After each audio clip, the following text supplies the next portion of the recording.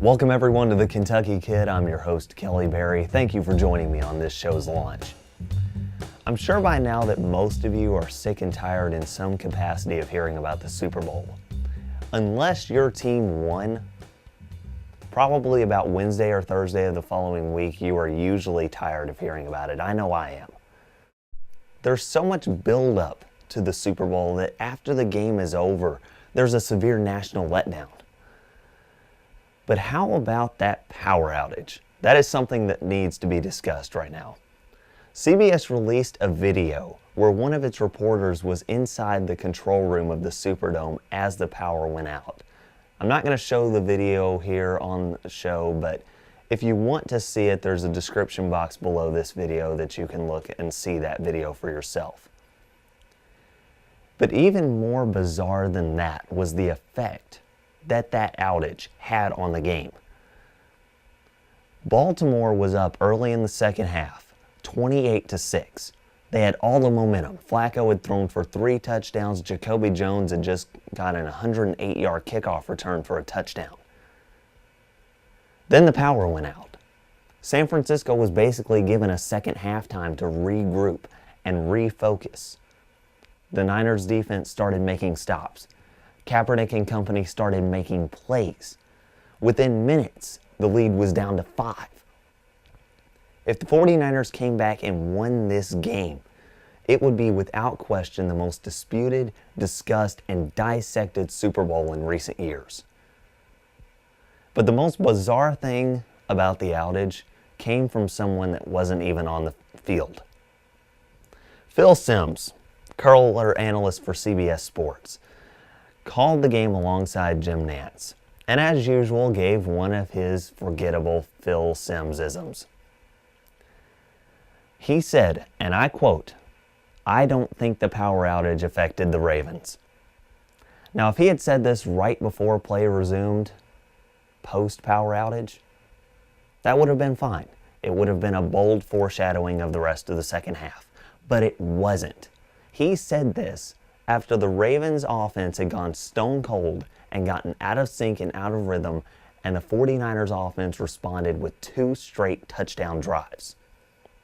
So Phil Simms, I implore you from the football faithful among us, the next time you go to say something ridiculously stupid, shove your foot in your mouth before you say anything at all.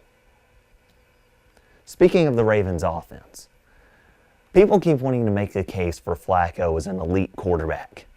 They say that with his playoff success, particularly of late, he's among the group casting Tom Brady, Aaron Rodgers, Drew Brees, Peyton Manning, and several others. Flacco had a good playoff. A great one, in fact. He threw for almost 1,200 yards. He threw for 11 touchdowns compared to 0 picks. 0. That's phenomenal. But here's where I have an issue with his elite status. He only completed 58% of his passes in the postseason. In his first 2 games, that number was under 53.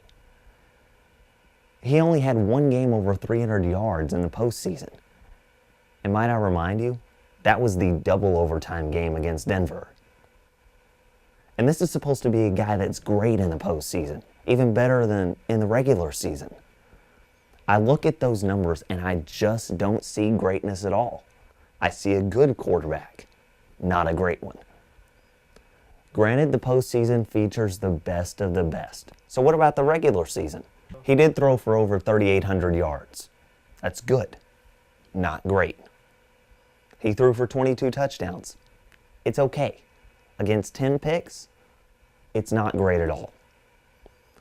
He only threw for over 300 yards in 5 games in the regular season. And might I point out, those were against New England, terrible pass D, Cleveland, terrible pass D, Oakland, terrible pass D, San Diego, terrible pass D, and the New York Giants, really terrible pass D.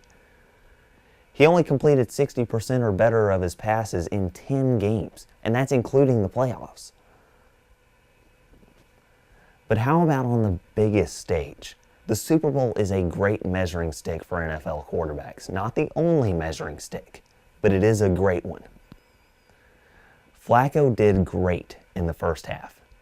The guy threw for 3 touchdowns against a really good defense. But did you see what happened following the blackout?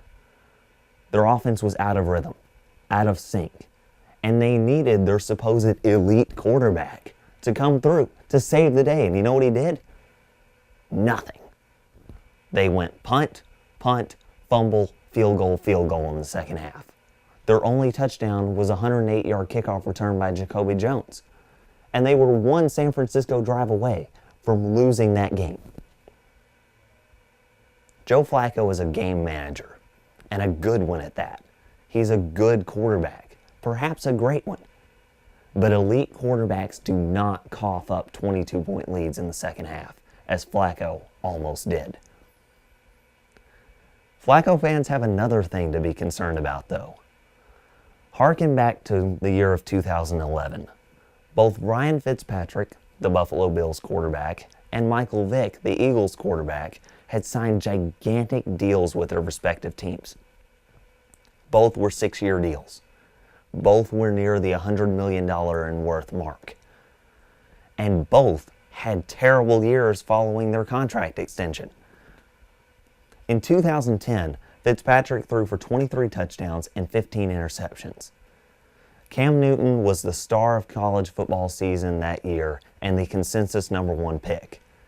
Carolina wasn't giving up that pick by any stretch of the imagination, and there really wasn't a reasonable quarterback available for the Bills at number 3 in the draft.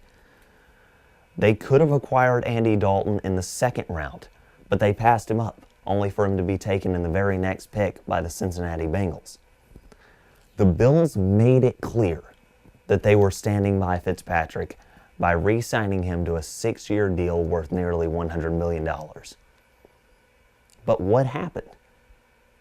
The guy threw for 24 touchdowns and 23 interceptions the following year. Buffalo ended a year where they were supposed to go to the postseason with a 6-10 record, posting 8 losses in their final 9 games. Michael Vick had an even more impressive 2010 year in 2 ways. Number 1, he wasn't even supposed to be the starter on his team to begin with.